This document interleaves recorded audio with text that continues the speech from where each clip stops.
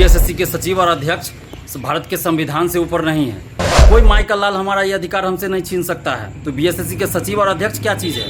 उन लोगों पे बीएसएससी के सचिव अध्यक्ष पे मानहानि का मुकदमा दर्ज कर दे, 2-2 करोड़ रुपए के मानहानि का मुकदमा दर्ज कर दे और मानवीय आधार अपनाइए, तानाशाही और ये तालिबानी रवैया मत अपनाइए आप। नमस्कार, मैं हूं राजमोहन तिवारी और आप जुड़ चुके हैं लाइव बिहार के साथ। बिहार एसएससी 2014 की प्रथम इंटर स्तरीय बहाली अभी तक उसकी प्रक्रिया जारी है और इस प्रक्रिया को जल्द से जल्द संपन्न करने और अभ्यर्थियों को नियुक्ति देने को लेकर 31 अगस्त को अभ्यर्थी बिहार एसएससी के कार्यालय पहुंचे थे और वहां पर उन्होंने कुछ अपनी मांगें रखी थी। पहली मांग थी कि जो काउंसलिंग होने वाली है उसमें तकरीबन 2.5 गुने अभ्यर्थियों को बुलावा भेजा जाए और इसके अलावा जो काउंसलिंग की तारीख है वो जारी की जाए और जल्द से जल्द इस प्रक्रिया को, इस बहाली को संपन्न किया जाए, क्योंकि काफ़ी ज़्यादा समय निकल चुका है। इस बहाली में तकरीबन 8 साल हो चुके हैं। लेकिन 31 अगस्त को जब अभ्यर्थी वहां पहुंचे, अभ्यर्थियों की बिहार एसएससी के सचिव से मुलाकात हुई और मुलाकात में सचिव ने उनसे कुछ प्रूफ मांगे और पूछा कि 1.1 गुने से ज़्यादा किस बिहार के आयोग ने काउंसलिंग में अभ्यर्थियों को बुलाया है, इसका प्रूफ दीजिए। इसी प्रूफ को लेकर कई अभ्यर्थी हमारे पास आए थे। उन्होंने हमारे चैनल पर कई तमाम सबूत रखे थे जिसमें 1.1 गुने से ज़्यादा अभ्यर्थियों को बुलावा भेजा गया था। और इसके अलावा खुद बिहार एसएससी ने CGL 2 की बहाली के काउंसलिंग में 1.75 गुना अभ्यर्थियों को बुलाया था। लेकिन इसके बाद जब ये अभ्यर्थी इन सबूतों को लेकर आयोग जाने ही वाले होते हैं, तभी आयोग एक फरमान जारी करता है। यह फरमान इस प्रकार का होता है कि अगर कोई भी अभ्यर्थी बिहार एसएससी के ऑफिस के बाहर आता है, किसी प्रकार का सवाल जवाब करने की कोशिश करता है या किसी चैनल पर बैठकर कुछ भी बोलता है, तो उसकी उम्मीदवारी रद्द करने का दावा बिहार एसएससी करता है।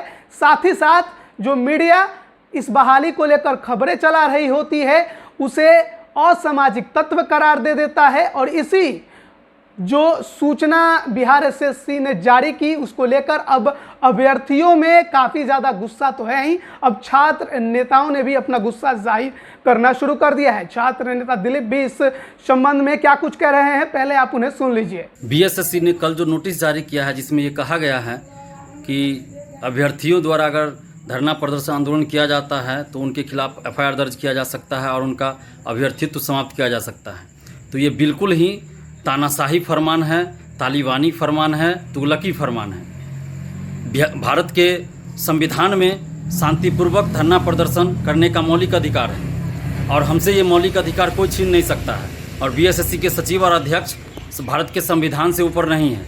तो बीएसएससी के द्वारा ये नोटिस जारी किया जाना बिल्कुल ही गलत है और सिर्फ ये अपने निकम्मेपन और लापरवाही को छुपाने के लिए किया गया है।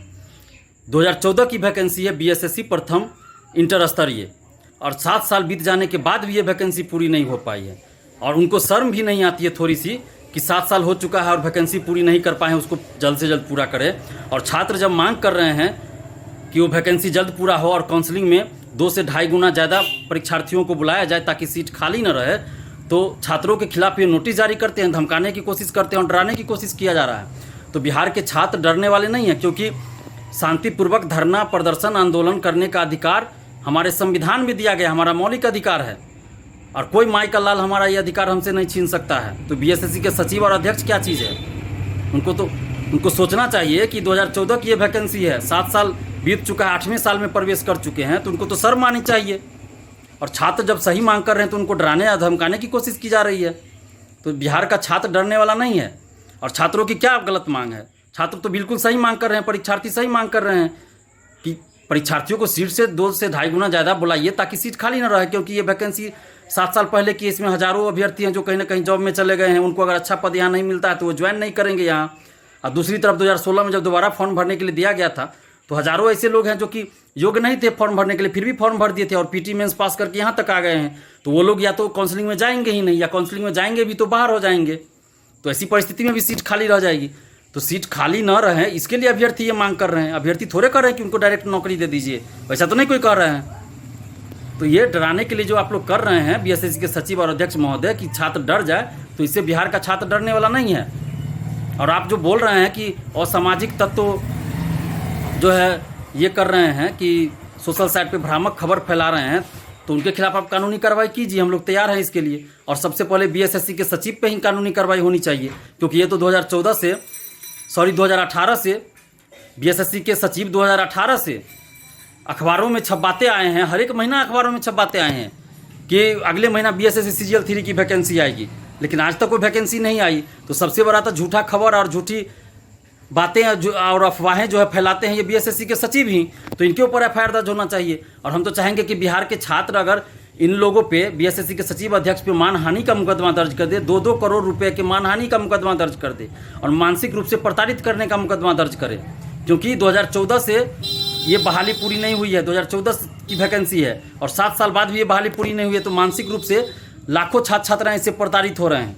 और दूसरी तरफ हर महीने बोलते हैं कि अगले महीने वैकेंसी आ रही है बीएसएससी सीजीएल 3 की, तो उसमें भी वो मानसिक रूप से प्रताड़ित कर रहे हैं, छात्रों को गुमराह कर रहे हैं। तो इस अनुसार भी इनके ऊपर मानसिक प्रताड़ना और मानहानि का मुकदमा दर्ज होना चाहिए, तब इन लोगों को पता चलेगा। ये छात्रों को डराने का बात करते हैं।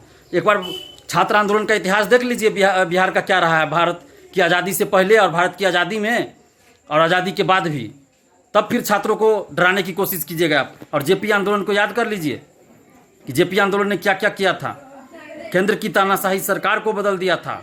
भारत छोड़ो आंदोलन में बिहार के छात्रों की भूमिका देख लीजिए कि क्या था, तब आप बिहार के छात्रों के बारे में कुछ बोलिएगा और छात्रों को डराने की कोशिश कीजिएगा। तो बिहार का छात्र डरता नहीं है, बिहार का छात्र सच्चाई के लिए लड़ता है।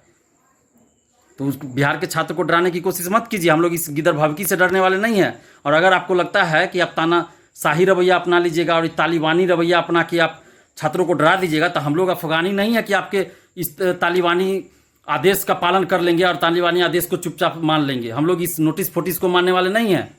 आपका नोटिस ऐसे ही जारी करते रहिए, आप हिम्मत है तो एफआईआर दर्ज कर दीजिए हम लोगों पे, हम तैयार हैं, एफआईआर कीजिए दर्ज।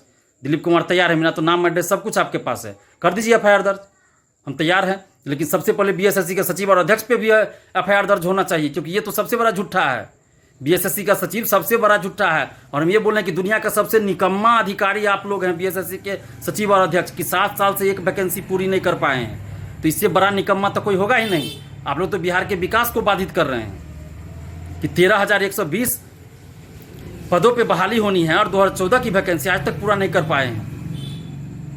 तो बिहार के छात्रों को डराने की कोशिश मत कीजिए। और बिहार के छात्रों से भी हम अपील करते हैं कि आप लोग बिल्कुल ही नहीं डरिए और मुंहतोड़ जवाब दीजिए। सोशल साइट पे लिखिए, सबसे भ्रष्ट अधिकारी है ये लोग जो इस तरह छात्रों को डराने की कोशिश करता है, चाहे वो बीपीएसएससी हो या बीएसएससी हो, ये लोग एकदम भ्रष्ट है। ये लोग से डरिएगा क्या, ये लोग तो भ्रष्ट है, ये लोग से डरने की बात है।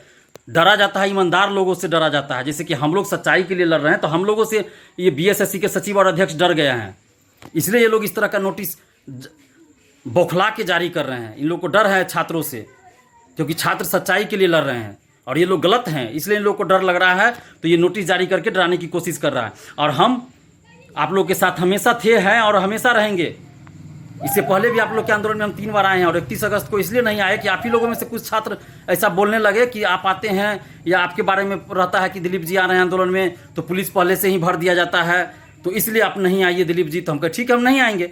तो आप ही लोगों में से कुछ छात्रों ने हमें आने से मना किया था, इसलिए हम नहीं गए थे। लेकिन आप लोग जब एकजुट होकर बोलिएगा तो हम जरूर आएंगे आपके आंदोलन में। दिलीप कुमार किसी से डरता नहीं है, हम किसी से डरते नहीं हैं। हम आप ही लोगों के लिए 15 दिन जेल में रह के आए ना, चाहे वो दरोगा बहाली मामला हो, सिपाही भर्ती हो या बीपीएससी हो या बीएसएससी हो, हर बहाली का हम मुद्दा उठाते हैं। और 11 फरवरी को जो हमारा आंदोलन था उसमें सारा मुद्दा शामिल था। उसी समय हमें 11 फरवरी को अरेस्ट करके 15 दिन जेल भेजा गया था। तो हम किसी से डरते नहीं हैं। तो आप लोग पहले एकजुट होइए और एकजुट होकर इसको करारा जवाब दीजिए, मुँह तोड़ जवाब देना है हम लोग को, क्योंकि हम लोग डरने वाले नहीं हैं। बिहार का छात्र किसी से डरता नहीं है। तो प्लीज़ आप लोग पहले एकजुट होइए और उसके बाद इस बीएसएससी को और बिहार के जितना भी भर्ती आयोग है जो गुंडागर्दी पे उतर आया है, सबको करारा जवाब देंगे, मुंहतोड़ जवाब हम लोग देंगे। सबसे पहले आप लोग एकजुट होइए। और बीएसएससी के सचिव अध्यक्ष को भी हम फिर से चेतावनी देना चाह रहे हैं कि बिहार के छात्रों को कम मत आंकिए, बिहार के छात्र की शक्ति को कम मत आंकिए, आप इनकी शक्ति को कमजोर मत समझिए कि आपके गिदर भभकी से डर जाएंगे हम लोग सच्चाई के रास्ते पे हम लोग डरने वाले नहीं हैं और हम लोग आपको मुंहतोड़ जवाब देंगे। आप इस बात को याद रखिए। बिहार के छात्र छात्रों के साथ आप न्याय कीजिए, अन्याय और शोषण करना बंद कीजिए, और जो छात्रों की मांग है जल्द से जल्द इस बहाली को पूरा कीजिए, और काउंसलिंग में 2 से 2.5 गुना ज़्यादा परीक्षार्थियों को बुलाइए और जल्द काउंसलिंग करवाइए आप, अन्यथा आपको गंभीर परिणाम भुगतना पड़ेगा। बिहार का छात्र एकजुट हो रहा है, और जिस दिन एकजुट होकर सड़क पे उतर गया उस दिन आप लोगों के लिए बहुत बड़ी मुश्किल खड़ी होने वाली है। तो प्लीज़ हम रिक्वेस्ट अभी भी BSSC के सचिव और अध्यक्ष से कर रहे हैं कि बिहार के छात्रों के साथ आप न्याय कीजिए और मानवीय आधार अपनाइए, तानाशाही और ये तालिबानी रवैया मत अपनाइए आप। और बिहार के छात्रों से भी हम अपील करें कि प्लीज़ आप लोग एकजुट होइए और उसके बाद इसको मुंह तोड़ जवाब देना है। अभी आप सुन रहे थे छात्र नेता दिलीप को, जिनका साफ तौर पे कहना है कि अगर कोई भ्रामक खबर सब चलाता है या बाजार में भ्रामक खबरें लाता है तो वो सबसे ज़्यादा खबर बिहार SSC खुद जारी करता है। CGL 3 की बहाली को लेकर 2018 से लगातार अखबारों के जरिए वो कुछ ना कुछ कहते रहता है, लेकिन आज तकरीबन 3 साल बीत गए हैं पर अभी तक CGL 3 की बहाली का संबंध में किसी प्रकार की कोई सूचना जारी नहीं की गई। और इसके अलावा जो बिहार SSC ने फरमान जारी किया है अभ्यर्थियों के उम्मीदवारी को रद्द करने को लेकर, उसे उन्होंने तालिबानी फरमान करार दिया है। बिहार SSC का जो फरमान है उसे अब राजद ने भी गलत बताया है, और जो बिहार SSC के सचिव हैं उन पर कार्रवाई की मांग खुद RJD के प्रवक्ता शक्ति सिंह यादव ने भी की है। और अभ्यर्थी तो इसको लेकर काफ़ी ज़्यादा गुस्सा है। अब देखते हैं आगे इस पर क्या कुछ होता है, लेकिन फिलहाल जो अपडेट है वो यही है कि फिलहाल अभी तक कोई सूचना काउंसलिंग के संबंध में नहीं आई है और आयोग फिलहाल देरी करता ही नजर आ रहा है। आप बने रहिए लाइव बिहार के साथ, तमाम अपडेट हम आप तक पहुंचा रहे हैं। आप सभी का बहुत बहुत धन्यवाद। लाइव बिहार YouTube पर सब्सक्राइब और Facebook पर लाइक जरूर करें।